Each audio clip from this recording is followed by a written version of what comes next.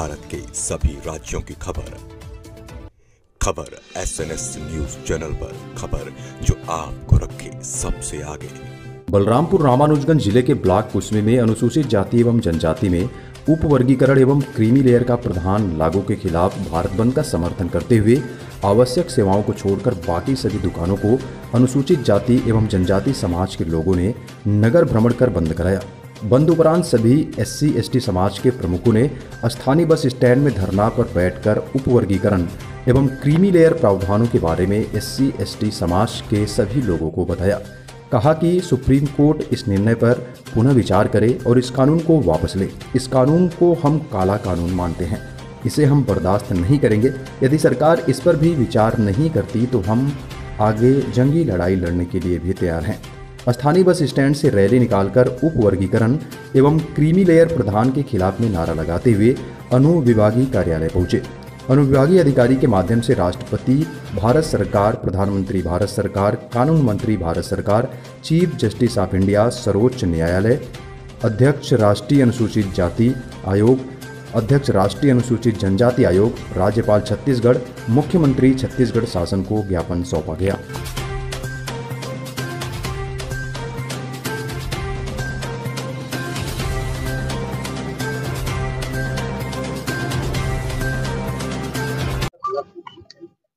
सरकार जो bill pass की है और उसके द्वारा हमारे अस्तित्व को खत्म करने की कोशिश कर रही है, और इसलिए हम आदिवासी SC/ST के सभी भाई बहने, माता पिता अपने अस्तित्व को बरकरार रखने के लिए, क्योंकि जल जंगल जमीन हमारे अधिकार में है, हम इस धरती के, हमारे भारत देश के मूल निवासी हैं और हम उस अस्तित्व को बनाए रखना चाहते हैं।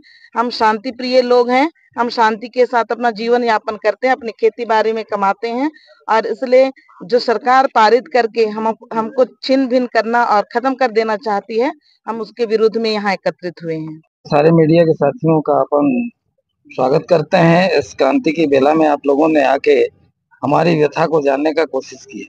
देखिए, ये कोई छोटी मोटी मांग नहीं है। देश आजाद होने के बाद आज सबसे बड़ी 1 अगस्त 2024 को माननीय उच्चतम न्यायालय ने जो निर्णय पारित किया है, जो गाइडलाइन दिया है राज्य शासन को, उससे बेहद खफा है आदिवासी और हरिजन वर्ग के और शोषित दलित OBC वर्ग के।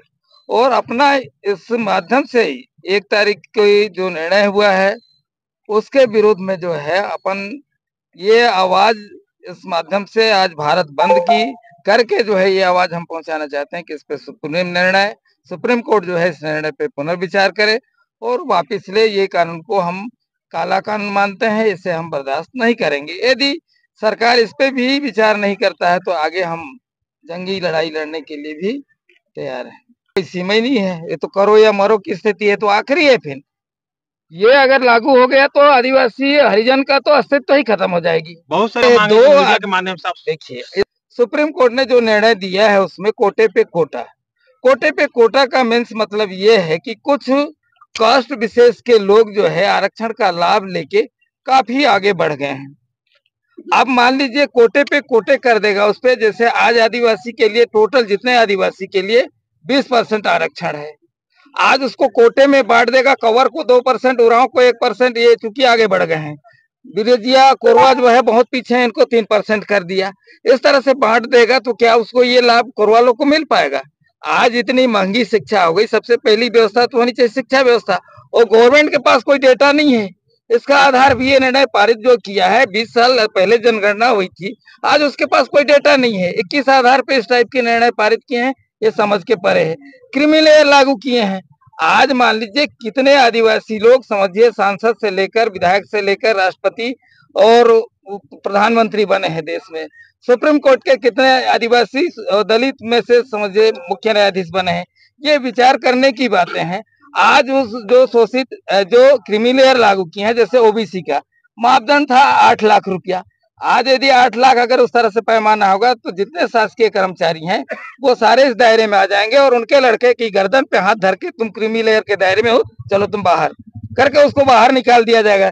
एक दूसरा वर्ग है वो जो शिक्षा से वंचित है, उसको लाभ मिलेगा नहीं। फिर उस स्थिति में क्या होगा, NFS लागू करेंगे कि नॉट फाउंड सुटेबल, फिर वो सीट जो है कन्वर्ट हो जाएगा जनरल में, तो हम तो कहीं के नहीं रह गए।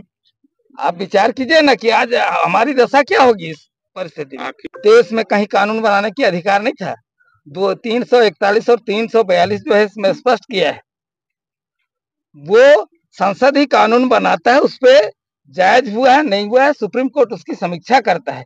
ये तो पहली बार हम देख रहे हैं ना कि सुप्रीम कोर्ट कानून पारित कर रहा है और गाइडलाइन जारी कर रहा है।